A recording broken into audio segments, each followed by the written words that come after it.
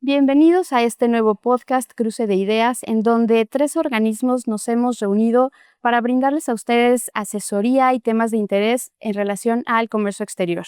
La Coparmex, Confederación Patronal de la República Mexicana, la ANIEM, Asociación Nacional de Importadores y Exportadores de la República Mexicana, y la Confederación Latinoamericana de Agentes Aduanales, la CLA, nos hemos reunido y estamos preparando este espacio para ti.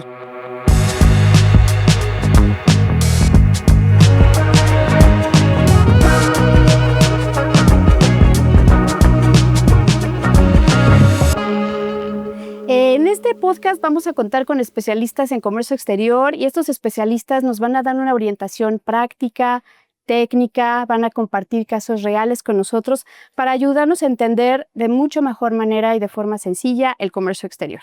Bienvenidos, y en esta ocasión, yo me presento, soy Nacheli Escobedo, tengo a cargo la Dirección General de la Confederación Latinoamericana de Agentes Aduanales, y en esta ocasión vamos a tener como invitado a Carlos Aguirre. Carlos, bienvenido. Muchas gracias. Carlos es licenciado en Derecho, es maestro en Derecho Internacional y Comparado y actualmente pues está doctorando también. Así que, Carlos, sigues estudiando. Sí. Y adicional, pues bueno, Carlos es un especialista en temas de reglas de origen, de tratados internacionales, es analista, escribe artículos, también das clases, es profesor en diferentes cátedras y evidentemente, pues bueno, da también consultoría en todos estos temas en los que se ha venido especializando ya desde hace casi 30 años, Carlos, ¿no? De hecho, 30. Justamente estaba viendo, más o menos empezamos en el comercio exterior en el mismo año, tú y yo estaba viendo tu semblanza y pues bueno, también especializado en temas particularmente de industria automotriz. Y pues bueno, Carlos, bienvenido a este podcast. Vamos a platicar ahora de este tema tan coyuntural, interesante, relacionado con los aranceles, ¿no? Después de 2 semanas en donde Trump asumió el cargo de presidente, pues nos puso a temblar con varias noticias, ¿no? Así es. A 2 semanas anunció que íbamos a tener aranceles pues dirigidos precisamente a sus socios comerciales, México, Canadá, y ya después empezamos una montaña rusa con diferentes anuncios, prórrogas, referencias muy particulares de aranceles para ciertos productos, países, y pues ahí empezamos con esto, ¿no? Entonces, Carlos, pues platícanos, primero un poquito para poner en contexto a quienes nos acompañan en el podcast, ¿qué son los aranceles? Y después de que nos platiques qué son los aranceles, ¿estamos ante una guerra comercial o no? Sí, bueno, gracias Nash, y gracias también por la invitación. La verdad es que es un honor, un placer ser, ahora sí que el primer conejillo de Indias en los podcasts. Entonces esperemos de que la información que estemos compartiendo aquí como tipo charla, plática, pues sea del interés de todos los que nos estén viendo y que pues ahora sí que podamos también contribuir a difundir la cultura del comercio exterior en nuestro país. Bueno, cuando hablamos de aranceles, tenemos una definición que es clásica, es la de la Ley de Comercio Exterior. Bueno, pero eso es muy local, esa es una definición mexicana, que solamente te va a decir que por arancel vamos a entender pues, las cuotas de las leyes de los impuestos generales de importación y de exportación. Sin embargo, pues no todos los países tienen la Ley General de los Impuestos de Importación y de Exportación mexicanos. Entonces, cuando nosotros hablamos de una definición clásica de arancel, hablamos de un cargo a la importación, que es distinto a un impuesto interno. Es decir, es distinto a lo que nosotros vendríamos a considerar el impuesto al valor agregado o cualquier otra contribución que se causa cuando estás en operaciones en mercado doméstico. Cuando estás comprando, pues te cargan el IVA y lo pagas a la importación. Entonces es un ejemplo clásico de un impuesto interno. Entonces todo lo que no sea un impuesto interno, todo lo que no sea una prima por participación en licitaciones públicas, todo lo que no sea una medida de remedio comercial, es decir, un derecho antidumping, una cuota compensatoria, y todo lo que sea distinto a un derecho que te cobre la autoridad por darte te cobre el Estado por darte un servicio que esté condicionado al costo del servicio, técnicamente, internacionalmente incluso, es reconocido como un arancel. Ok, perfecto. Entonces digo, sí, estamos en presencia del cobro de aranceles por parte de Estados Unidos bajo la definición clásica. Estás efectuando un cobro que es únicamente para importaciones, que no vas a cobrarle lo mismo a quien produzca en mercado doméstico, que es la definición de impuesto interno, que no es un remedio comercial porque no surge a partir de una investigación en contra de prácticas desleales y que tampoco es un derecho que te está cobrando el Estado por un servicio que te presta. Sí, ese es uno. Y bueno, la otra pregunta que me formulas me parece que es súper interesantísima, ¿no? Si estamos en una guerra comercial o no. Yo, mira, van varias ocasiones y creo que algunos colegas también han expresado el mismo comentario. Desde mi punto de vista, estamos ante el final de una era. No sé si el final de la era sea como lo está planteando Trump, pero sí, definitivamente hay una disrupción de lo que ya tradicionalmente, que hoy comentábamos, todavía estamos jovencitos, eso de tener 30 años de práctica en comercio exterior, empezamos muy chavos, prácticamente en kindergarten.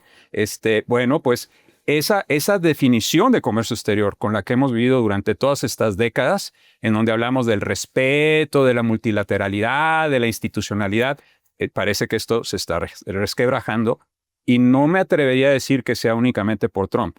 Que hay mucha gente que dice, no, es que Trump está aventando esto porque cualquier cosa, porque tiene problemas, porque se peleó con Melania o porque se peleó con Putin o con quien se haya peleado. Me parece que esto va más allá. Y como muestra de esto, tenemos el hecho de que durante la administración demócrata de Joe Biden, pues las hostilidades comerciales entre Estados Unidos y China pues, no cesaron. Incluso hasta se incrementaron en algunos aspectos. Ok, entonces era de alguna manera lógico esperar que vinieran estas disrupciones, ¿no? Ahorita hablabas que tal vez estamos hablando de la culminación de una era, habíamos venido trabajando en este marco o operando en un marco de globalización, podríamos pensar que ahorita ya estamos en un tema de regionalización y de repente hasta la regionalización pudiera verse afectada, ¿no? En este entorno, ¿qué pasa con las instituciones, Carlos? Porque mucha gente se pregunta, oye, ¿es legal lo que está haciendo Trump? Formamos parte nosotros de la OMC, Estados Unidos también. ¿Qué sucede con las instituciones internacionales? Sí, bueno, también esa pregunta es súper interesantísima. No nos va a dar el tiempo para estar con el podcast, pero voy a tratar de resumir. Muy breve, muy breve. Ser muy breve en esto. Bueno, mira, hay un estudio acerca, muchos, sobre todo economistas, abogados, han estudiado el fenómeno de la integración comercial a partir de la Segunda Guerra Mundial. Las instituciones de Bretton Woods, la Constitución del GATT, el Fondo Monetario Internacional, las reglas que Estados Unidos propuso. Es que el tema es que Estados Unidos fue el que nos puso aquí y Estados Unidos fue el que durante mucho tiempo estuvo en estas hostilidades de carácter político con los soviéticos, con la Unión Soviética y con todos los países del bloque socialista, digamos, en una etapa en donde pues, consideramos que existe una bipolaridad, pero dentro de la parte de aquellos países que seguían las posturas de Estados Unidos o a quienes Estados Unidos les imponía sus posturas, es la verdad, pues había este interés de fomentar el multilateralismo. ¿Qué pasa? Bueno, viene el final de la Guerra Fría, que eso es ya en la época prácticamente cuando empezamos nuestras prácticas de comercio exterior. Y muy pocos visualizaron que esa hegemonía, porque así es como se le conoce, la etapa hegemónica de unipolaridad, en donde solamente Estados Unidos, o la regla de Washington también se le llama, en donde solamente las posturas y los planteamientos de Estados Unidos eran los que prosperaban a nivel de negociaciones internacionales, pocos visualizaron que esto a la postre iba a dar lugar a una nueva conformación global. Entonces, mucha gente piensa que ahorita el tema es entre Estados Unidos y China, nada más. O sea, como que vivimos en un mundo blanco y negro. Es es chino, no es ruso, estoy hablando en los 90. Es chino y de Estados Unidos. Pero en realidad no, hablamos de la conformación de un bloque multirregional, digamos, de bloques multirregionales que han sido denominados también por los estudiosos del tema de derecho internacional y de economía internacional como la etapa de geoeconomía. ¿Por qué le dicen geoeconomía? Porque no es la geopolítica, como tradicionalmente hemos escuchado este término, seguramente algunos de los que nos escuchan lo han llegado a escuchar también. No estamos hablando propiamente de una geopolítica, sino de una geoeconomía. Es un término que acuñó un autor en Estados Unidos hace unos 15 años atrás, Ludwig, que básicamente te plantea de que sí, nos estamos conformando en bloques, pero son bloques que se están peleando entre ellos. Entonces, geoeconomía da una idea de aspecto militar aplicado a relaciones comerciales. Ok, Carlos.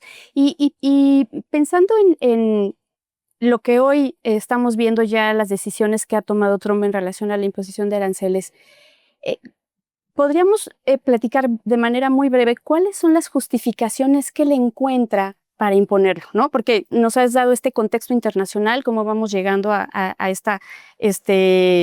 eh, esta situación, pero ¿cuáles son las razones principales para imponerlo, no? Sí, y digo, perdón que hablé mucho y no llegué a aterrizar el otro tema que comentabas, ¿qué pasa con las instituciones? Eso fue, me preguntó de las instituciones y yo ando hablando de la geoeconomía.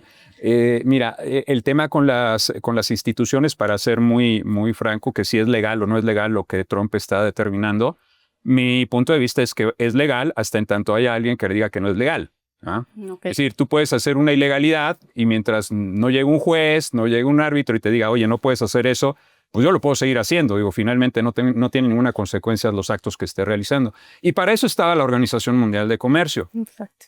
Pero la primera administración de Donald Trump impulsó la tendencia o la práctica de no dar su voto, su consentimiento para que se fueran renovando los miembros del órgano de apelaciones. Entonces, es legal, obviamente, todas las, y ahorita vamos a la pregunta que me formulas, las justificaciones, todas las justificaciones que encuentra Trump para imponer aranceles unilaterales o tarifas unilaterales, que es el término que se utiliza en Estados Unidos, tienen una base legal. Pero no hay alguien que le haya dicho, esa base legal que estás utilizando, te estás pasando, la estás aplicando de manera incorrecta, hay un exceso en el ejercicio de las funciones que te han conferido, por ejemplo, el Congreso. No hay alguien que lo diga. Voy a ir a ese tema, lo prometo. En este podcast, además, en este podcast. Entonces, la cuestión es que al menos en el marco de la Organización Mundial de Comercio, pues la Organización Mundial de Comercio sigue recibiendo disputas, sigue creando grupos especiales para atender las disputas que se presentan. Luego comento que con Estados Unidos y China, o entre ellos, ha habido cerca de 5 disputas, ninguna de las cuales se ha resuelto en definitiva. ¿Por qué? Pues porque no hay alguien que resuelva en definitiva esto. Claro. Entonces, ante esto, ¿qué te queda? Te queda a lo mejor los tribunales de Estados Unidos. Y sí, ya ha habido casos que se están planteando ante tribunales federales en Estados Unidos, sobre todo por el exceso del mandato que conserva el Congreso, y que le da, digamos, le delega cierta autoridad al presidente para que él pueda establecer estas medidas restrictivas del comercio. Entonces, hay por ahí algunas doctrinas que se han desarrollado en donde se dice, oye, es que el Congreso no te dio facultades para esto, tiene que haber una cuestión significativa mayor para, estoy tratando de hacer la traducción correcta, para que tú puedas imponer estas decisiones. No nada más es porque a ti se te antoje. Y parece ser que varias de las acciones, de las proclamaciones que ha adoptado el presidente Trump, pues han sido fundamentalmente buscando cuál es la base legal de su propia regulación federal en la que él se puede sustentar para establecer estas medidas. Okay. Son básicamente tres ordenamientos los que ha estado utilizando Donald Trump o su administración para imponer estas tarifas adicionales desde la época en que empezó la guerra comercial, que fue allá en 2017, 2018. Sí. Uno que es la llamada sección 301 del Acta de Comercio de 1974, que es un estatuto de Estados Unidos que le permite al presidente imponer restricciones al comercio cuando hay un país cuyas prácticas, cuyas políticas están llevándose de tal manera que le ocasionan un efecto discriminatorio a la economía de Estados Unidos o a los Estados Unidos en materia de comercio internacional. Entonces, esa fue la justificación inicial que Estados Unidos tomó para decir me voy en contra de China, que ese es otro factor también que nada más por sí valdría la pena explorar. ¿Cuál es el factor China en todo esto, sobre todo a partir de su incorporación a la Organización Mundial de Comercio? Ok. No sé, dejo que me hagas algún comentario. Sí, si quieres, esa es una de las razones, ¿no? Y como dices tú, está el factor China. Pero en estas mismas justificaciones hay una o dos que impactan a México. Claro. ¿No? ¿Cuáles son las que toma Trump como estandarte para tomar la decisión de imponer aranceles a México y Canadá, que son sus socios comerciales. Es en donde México dijo, ya no entendí, ¿no? ¿Qué fue lo que pasó? Y bueno, sé que hay algunas atenuantes, si les podemos llamar así, en donde dice, bueno, ok, vamos a aplicar un 25% para ciertos productos cuando no acrediten el origen TEMEC, ¿no? Pero mientras tanto, ahí está el 25%. No sé, Carlos, si nos puedes comentar un poquito, ok, Sí. China seguramente podremos hacer un podcast, ¿no? Para tratar ese tema, pero México, ¿qué pasa con México? Porque ¿cuáles son las justificaciones hacia México y cuál es el escenario que hoy tiene México? ¿Cómo le impactan las medidas al día de hoy? Claro. Bueno, mira, aparte de esta sección 301 que comenté, hay 2 estatutos federales en los que también el presidente se ha basado. Uno es la llamada sección 232 del Acta de Expansión de Comercio, que es una ley federal de allá de los 60, de la época de la Guerra Fría. Y ahí lo importante es destacar que este ordenamiento define qué es un tema de seguridad nacional. Sí, no me quiero ir a los clásicos porque me voy a oír bastante pedante, ¿verdad? Pero digo, ya desde los clásicos se hacía referencia a que hay ciertas ocasiones en donde es justificable imponer aranceles, como esta, ¿no? Como es la parte de seguridad nacional. El problema es ¿qué es seguridad nacional? Es un concepto que está definido también como excepción al libre comercio en el propio GATT, pero el problema es ¿qué es lo que constituye seguridad nacional? Y ahí es en donde no hay árbitro que te diga este es el límite. Y en el tema de la legislación federal en Estados Unidos, esta sección 232, la cuestión es de que esta disposición define seguridad nacional como abarcando aquellos aspectos en donde haya un problema económico, donde haya un desplazamiento de industrias de Estados Unidos, en donde haya una pérdida de empleo, en donde haya cierre de empresas. Todo eso puede, bajo una investigación del secretario de Comercio, puede dar pie a decir aquí hay un tema, hay una violación o hay una afectación a un tema de seguridad nacional derivado de factores económicos. Ahorita voy a regresar a esa parte, pero eso que estoy comentando es lo que Estados Unidos ha utilizado como base para la imposición. Hubo una investigación del secretario de Comercio, como lo comenté. Después de esa investigación, ya Donald Trump decide imponer estas tarifas sobre sección 232 a acero y aluminio y a vehículos. Sector automotriz. Sector automotriz y sector no automotriz, que esa es la parte del acero y aluminio. Y en ese sentido, la parte de afectación a México está precisamente ahí, por la forma en cómo se fue estructurando la demás conformación de los aranceles unilaterales, los llamados aranceles de reciprocidad. Es ahí, en estas 2 proclamaciones que adoptan el tema de la sección 232, en donde está la mayor afectación para México y en donde están las excepciones también, que ojalá tengamos oportunidad de comentarlo. Tercero, lo comento muy rápido, es lo que se le conoce como la IPA. ¿Qué es la IPA? Es un acta también de allá de 1977 que le permite al presidente de la República, por emergencias nacionales económicas, establecer restricciones al comercio. Entonces, aquí el tema, cuando decía, a lo mejor por ahí hay un foquito de que algún juez por allá en Estados Unidos diga, no, aquí se está pasando de la competencia, es cómo justificas una emergencia con los casos de aranceles recíprocos. Parece ser que la forma en cómo fueron conformados estos aranceles recíprocos se dio más en función a que tengo que buscar una base legal para justificarlos, más que es que existe realmente una emergencia económica para establecerlos. Eso es lo que está ahorita en discusión. Ok, perfecto. ¿Y crees que bajo este escenario mucha gente se pregunta, bueno, y entonces nuestro tratado va a permanecer? Sabemos que viene una revisión en el 2026, ¿no?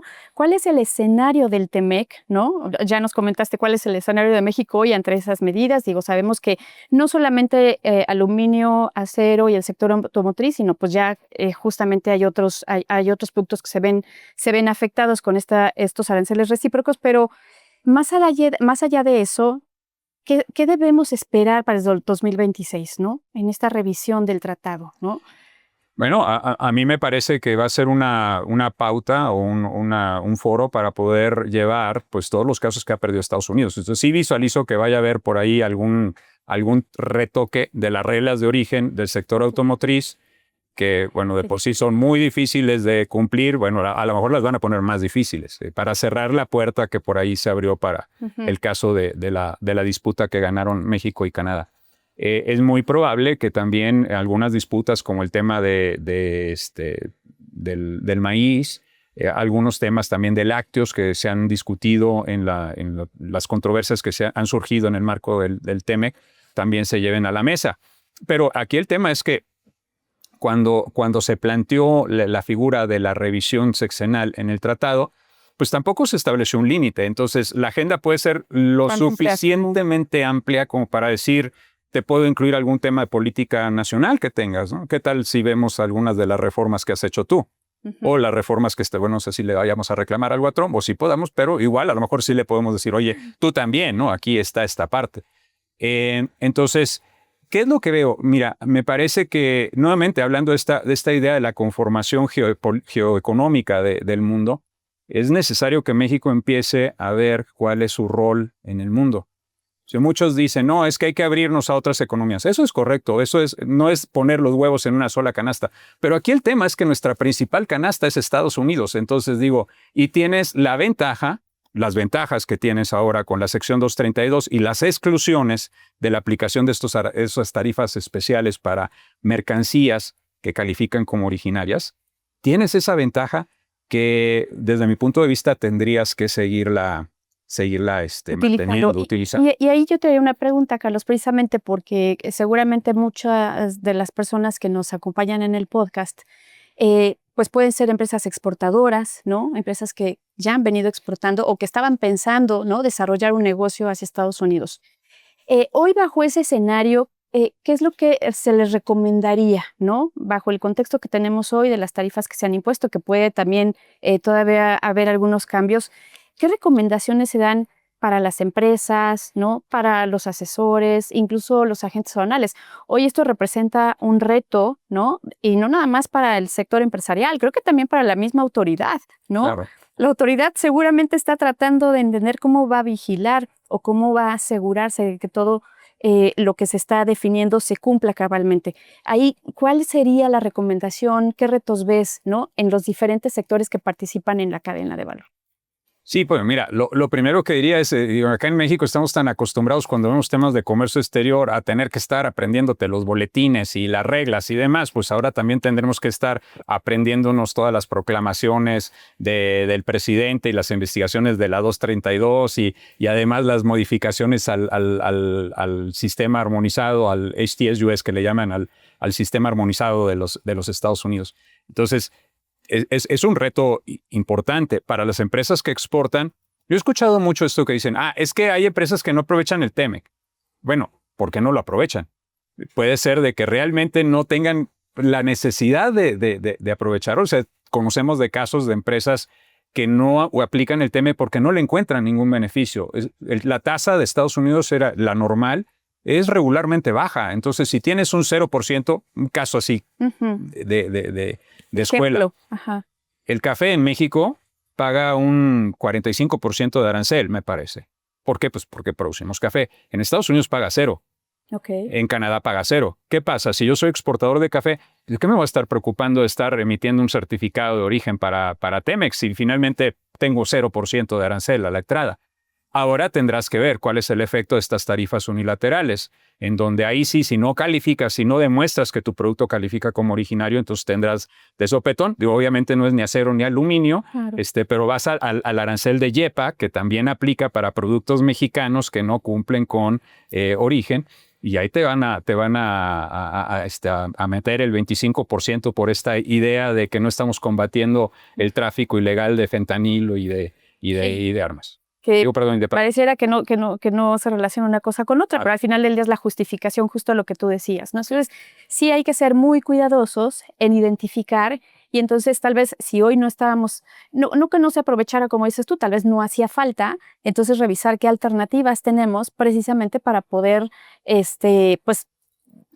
o más bien para continuar con nuestras exportaciones, ¿no? Y no vernos afectados. La otra es, bueno, este clásico análisis que muchas empresas hacen de, ok, ¿qué es lo que necesito para cumplir con la regla? necesito invertir, desarrollar proveedores, me van a salir más caros, estoy dispuesto a comerme el arancel en Estados Unidos porque es bajo. Realmente no necesito invertir porque tengo un acceso todavía preferencial en Estados Unidos, estoy muy cerca de él, un arancel bajo.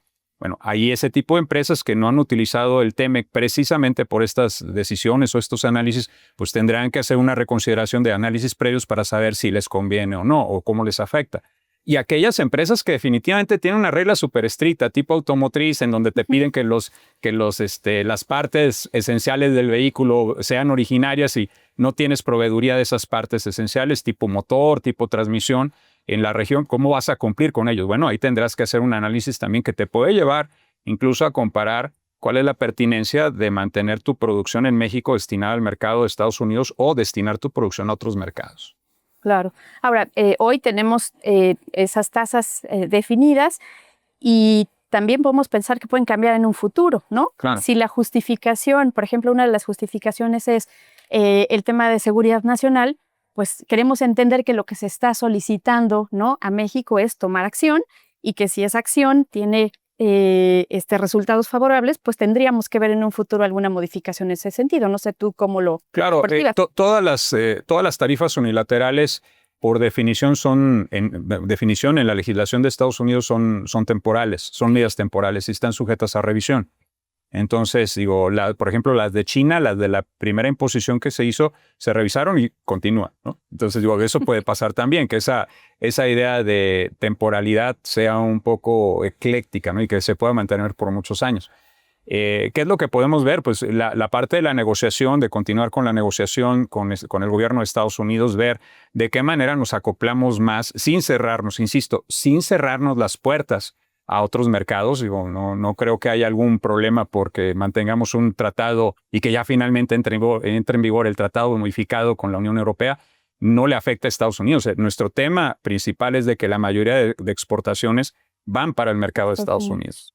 Así es. Entonces, y por cuestión geográfica, luego yo comentaba también con mis colegas de la barra de abogados, el tema es de que nosotros estamos en Norteamérica, geográficamente estamos aquí, al lado de Estados Unidos. Si estuviéramos al sur de China, entonces yo te diría, pues vámonos a incorporar al tratado LRC que tiene China, ¿no? Que es con todos sus vecinos. Pero no es así, vivimos acá. Sí, es correcto. Ya estamos llegando casi al final de este espacio, Carlos. Nos has dado un contexto bastante amplio. Digo, hay muchos temas a tratar alrededor, pero creo que nos das mucha idea de cuál es la situación actual. Y como última pregunta, hablamos de México, pero bueno, ya lo mencionabas, ¿no? También hay otros bloques y otros países que se están viendo afectados precisamente por las decisiones de Trump. ¿Cómo están respondiendo estas otras economías? Básicamente están adoptando medidas recíprocas. La idea de que el comercio internacional se base en el principio de nación más favorecida es lo que se está rompiendo. Entonces, ¿qué es el principio de nación más favorecida? Yo no te puedo establecer aranceles discriminatorios a ti en función a lo que le aplico a otro. Eso es lo que se está rompiendo. Okay. Entonces, digo, en tanto no haya un orden institucional a nivel Organización Mundial de Comercio, pues vamos a estar en presencia de este tipo de acciones por parte de los beligerantes, de los bloques. En el caso de México, cuando se dieron los primeros anuncios de Trump, hubo muchas opiniones contrarias. Había quien decía, tenemos que responder con aranceles, como ya lo hicimos, ¿no? En una ocasión anterior, o no. Está muy bien, seamos pacientes, vayamos viendo cómo se manejan las cosas y eso nos ha llevado hasta cierto punto a tener un impacto menos fuerte. ¿Cuál es tu opinión en ese sentido? Me parece que la parte de la negociación es algo que se debió haber mantenido desde un inicio como se hizo. Si Trump te está imponiendo algo que es temporal, ya lo conocemos. Digo, desde mi punto de vista, él está tratando de llevar, aunque no sea lo totalmente correcto, la negociación entre privados a un aspecto de negociación entre países que no debería ser así. O sea, yo llego con mis posturas en donde voy a tratar de avasallarte y si tú te dejas, pues ya gané todo, ¿no? Pero si tú me contestas, entonces voy a empezar a ver cuál va a ser el punto medio. Eso llevado entre nacionales, entre particulares, está perfecto. El problema es que aquí involucras países. Entonces, Digo, la negociación es algo que debemos mantener, ver cuál es ese punto medio que quiere Trump y cómo lo puedes lograr. Bueno, si tú le respondes, igual él te va a responder más fuerte. Sí, claro. Y ahí Entonces, mira, el caso, por ejemplo, de vehículos eléctricos chinos o de los aranceles de represalia, o sea, que ya llegan ellos hasta perder la cuenta de cuánto es lo que se tiene que pagar de aranceles. El otro día estaba diciendo, a ver, como que esto no quiso decir Trump en la parte de los aranceles recíprocos, elevándole los aranceles a más del 120 y tantos %, Sí, 120. y mantuvo ahí los aranceles de los vehículos eléctricos al 100, pero esto no los incorporó en los aranceles del IEPA. No los incorporó. Entonces digo, hasta ellos mismos están perdiendo ya están perdiendo ya el traseo de las medidas que están imponiendo. Que están imponiendo, claro, claro. Pues creo que estamos ya, ahora sí, llegando al final, Carlos. No sé si quieras compartir alguna última reflexión o alguna recomendación con quienes nos escuchan, ¿no? En relación a este tema de los Claro, aranceles. sí, digo, Que sigue y va a seguir. Sí, algo que es fundamental es seguir estudiando, es seguir aprendiendo. O sea, el mundo del comercio exterior, en todo el tiempo que llevamos dedicándonos a esto, es súper, súper dinámico, nunca dejas de aprender y esta seguramente va a ser una nueva oportunidad de tener un aprendizaje y un crecimiento que ya a lo mejor estamos un poco en la inercia de que no cambiaba nada y que vamos a tener el tratado y ya. Bueno, ahora se nos están presentando nuevos retos. Me parece que la mejor cara que podemos plantear a eso es con el estudio, la resolución de casos y pues de manera positiva, tratar de encontrar la solución a todos. Carlos, muchísimas gracias por habernos acompañado en este podcast Cruce de Ideas y a todos los esperamos a que sigan esta serie. Muchas gracias. Fue un placer haber estado con ustedes compartiendo estos minutos y esta charla, estos temas. Los invitamos también para que se unan a la siguiente transmisión de este podcast.